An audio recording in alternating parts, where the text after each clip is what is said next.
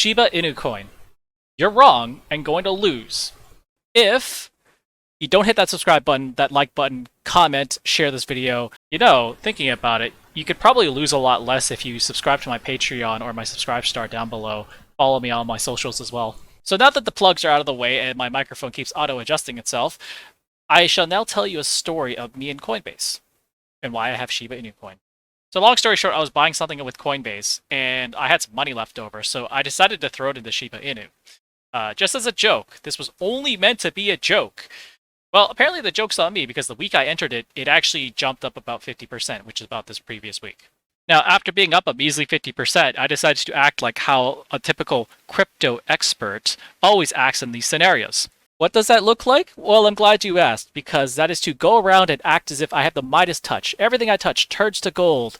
And I'm hiding my previous failures here, and to ride on the singular success, because I'm just going to highlight that constantly, because that's the best thing I've ever achieved, and it's the greatest thing I've ever achieved. It's in the mainstream consciousness, and I can boast about how I'm a god at this. Then, when I'm approaching my peak godhood, I go back to Earth, and unlike a lot of them, I actually go to do some research before this thing actually drops.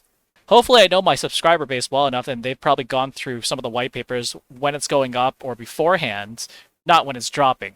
If you guys haven't, I encourage you to go read the white papers. There's a lot of actually interesting things in there, and two that really stuck out at me. And the impression I got from reading the white papers is that either these people paid express attention to the crypto world and all the failed and succeeding ones, or someone there has worked in the finance field before, and I'm not sure which one is which, or if it's both. I know there are some diehards that have kept up with the crypto world, every little bit of crypto news and stuff like that, and there are a lot of new bandwagoners there, and I acknowledge that, but the thing is, I have not really gave crypto much attention since the start of Bitcoin, when people were shocked that there was a white paper, and this was also around the time when Mt. Gox was still somewhat solvent. But enough reminiscing about old times. What does the white paper say? Well, on page 11, I came across this, and again, remember, I haven't touched this since Mt. Gox was still somewhat solvent, but they said that they pre-mined, they minted about 1 quadrillion tokens, and to me, I was still there in the era where pre-mines were there was a big stigma behind it, because a lot of the developers, essentially it was set up to pump and dump, because they would just have a bunch of people buy in to whatever the supply is or start to mine, but because no one knew how to check it, no one knew how to check the blockchain and everything, they didn't realize that the creator had mined out of like 90% of it or something like that, and then they just dump it off into the market and they just run off into the night, right? But they have a pre-mine, and they gave half of it to Vitalik, who burned about 40% of this thing. And obviously we know what happens when you start burning off supply. The rest of the coins benefit because there's less of it available, and it becomes just that much more valuable. Moving a little ahead of this too, they got the title of the Dogecoin Killer, which isn't hard because they already have a hard cap of like however many coins are actually in circulation currently, and a lot of it just got burnt. Although their supply is a lot larger than what Doge is. Doge is essentially a deflationary currency, which means that it's actively meant to constantly devalue itself, whereas Shiba Inu coin isn't. Again, I'm sorry, I know that, max supply and coin caps are nothing new. Started with Bitcoin in the 21 million and so forth, but you have to understand, we just came off a year where the entire public consciousness was all talking about like, well, why doesn't the government just keep printing infinite amounts of money? It should work out, right?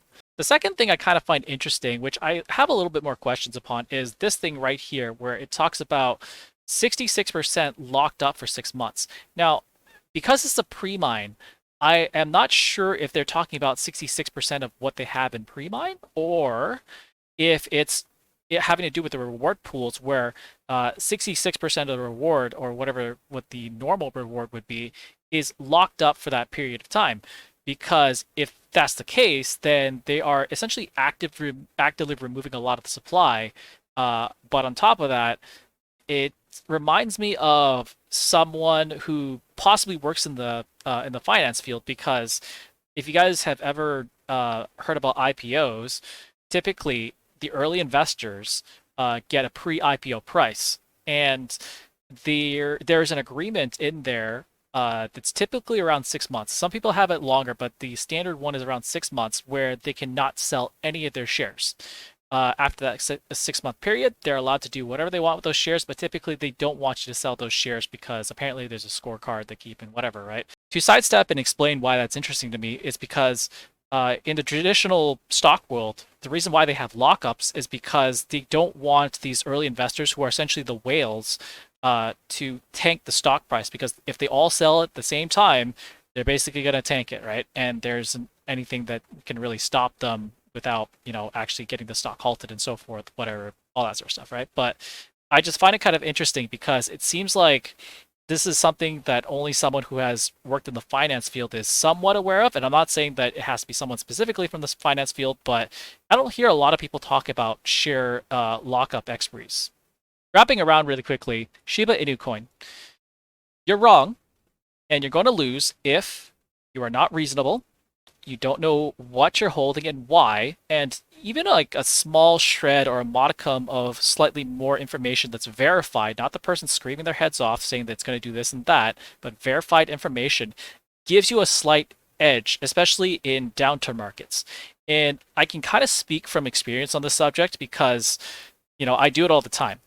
It kind of gives you titanium balls, if you know what I mean. Which, speaking of which, it brings me to today's sponsor. Just kidding, I don't have any sponsors. But for real though, my final thoughts and opinions on the subject are, if you are up a life-changing amount of money, there is zero shame in taking something off the table, even if it was your initial investment or like a year's worth of expenses or 10 years or whatever, right? If it was me in that situation, I'd be adamant about taking something off the table just because, and there's a logic behind that. The first one being is that you're not fully out of the play and you've basically made back some of your initial investment on that thing, right? So you're basically mitigating your risk. Second is that a lot of people are used to the bull markets, but they're never used to the bear markets.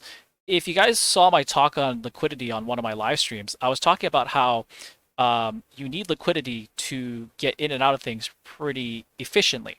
Now, in a bear market environment where everybody's panicking and trying to sell all this at the same time, essentially there's no market mechanisms within the crypto markets currently that prevent certain flash crashes.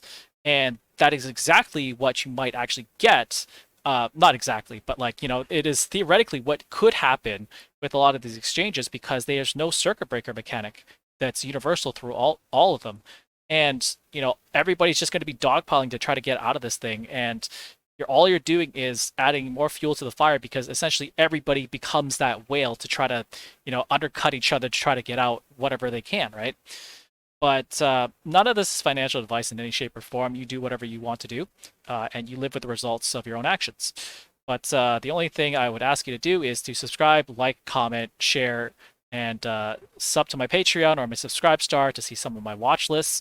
And just remember, just because you're a day trader doesn't mean you have to trade every single day.